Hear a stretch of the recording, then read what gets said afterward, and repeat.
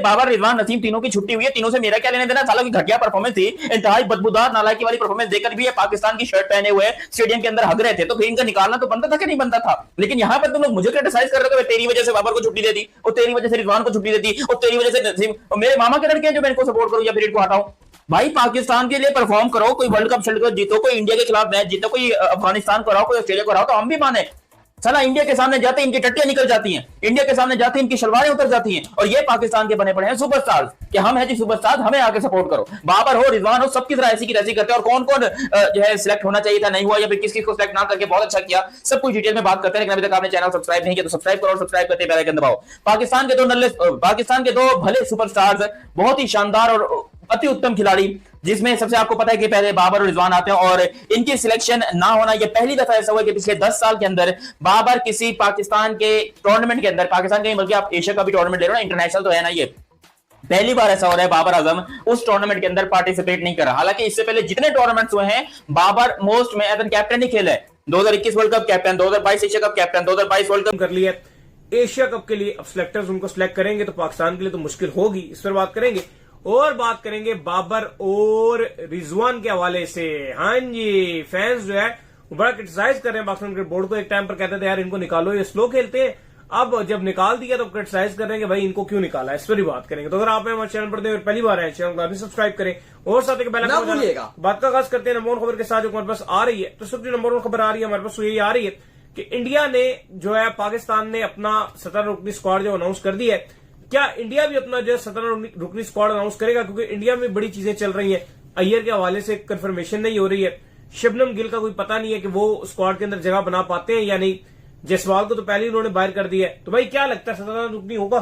देखो, आज पाकिस्तान ने अपना 17 रुकनी स्क्वाड एशिया कप के लिए अनाउंस किया है। अब पाकिस्तान ने तो एक ट्राई सीरीज 2016 के बाद पहली बार पाकिस्तान की टीम एक ऐसे बड़े टूर्नामेंट में खेलने जा रही है जिसमें बाबर आजम नहीं होने वाले हैं। 2016 के बाद यानी 9 साल के बाद यह पहला टूर्नामेंट एशिया कप होने जा रहा है जहां पे आपको Babar Azam as a player के तौर पे, एज ए कैप्टन के तौर पे नहीं दिखने वाले हैं। इसके पीछे की वजह जो है, पाकिस्तान के मैनेजमेंट का यह कहना है कि बाबर आजम जो है वो T20 में इस समय फिट नहीं बैठते हैं, मॉडर्न डे क्रिकेट खेलने की जरूरत है।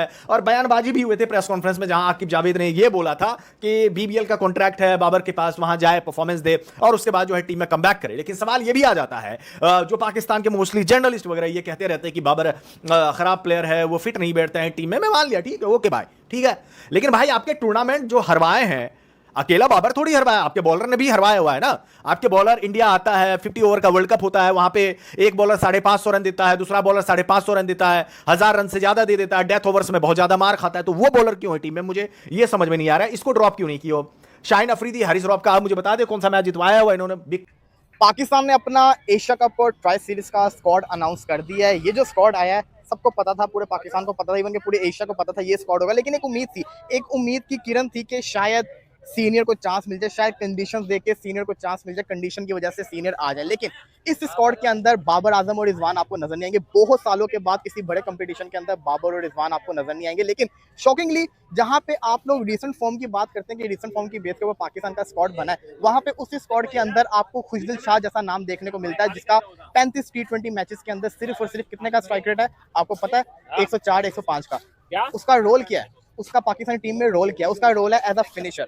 एक प्लेयर एज अ फिनिशर आके अगर 104 और 105 के स्ट्राइक रेट से खेलेगा तो फिर उसका फायदा क्या है टीम के अंदर? फिर फहीम अशरफ भी टीम का, चलो फहीम अशरफ भी रिसेंट परफॉर्मेंस है, Mohammad Haris out of form है लेकिन कोई चांस नहीं। लेकिन मैं एक चीज से खुश हूं कि चलो आपने यंगस्टर को पूरा टूर्नामेंट दिया। मैं खुद चाहता था कि बाबर आजम ना आए, क्योंकि मैं आपको वजह बताता हूँ, अगर ये बाबर को स्क्वाड में लाते ना, ये सब के सब बच जाते। इन सब के सब ने बच जाना था। इन्होंने क्यों बचना था? क्योंकि इन्होंने एशिया कप जीतना नहीं था, इन्होंने मैचेस हारने से सारा का सारा जो इल्जाम था ना वापस बाबर और रिजवान पे आना था, क्योंकि वो सॉफ्ट टारगेट है।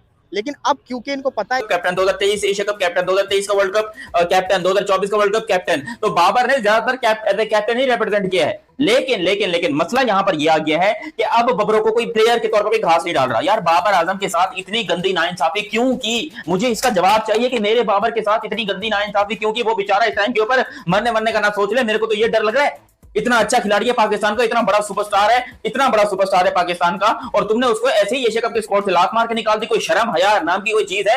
आपको याद होना चाहिए। अच्छा, ये बार बार ना मुझे कमेंट आ रहे हैं कि तेरी वजह से बाबर को निकाला। याद है ना, विराट का कमबैक भी एशिया कप में हुआ था, अफगानिस्तान के खिलाफ सेंचुरी मारी थी विराट कोहली ने। तेरे को याद है कि नहीं है? तो अगर बाबर को चांस मिलता तो बाबर कमबैक करता। अभी तुम्हें लगता है कि बाबर एशिया कप में कमबैक करता है, जहां पर इसका सामना राशिद खान, गुलबदीन नाइब, मुजीबुर रहमान, मोहम्मद नबी और पता नहीं कौन अलग अजनफर, कितने सारे जो है वो अफगानिस्तान के ऐसे बॉलर है वो कच्चा खा जाएंगे बाबर को।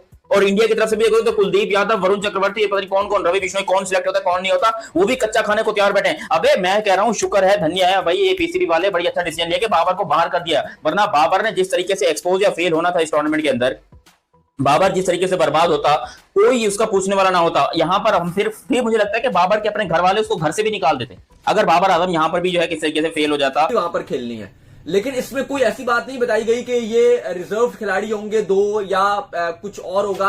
बताया गया कि भाई ये 17 रुकनी स्क्वाड एशिया कप का है। थोड़ी सी इस तरह से ये होती है कि बहुत सारे 1-2 जो नाम आपके इधर उधर हो रहे होते हैं उनको जगह मिल जाती है जब 17 रुकनी आप स्क्वाड अनाउंस करते हो।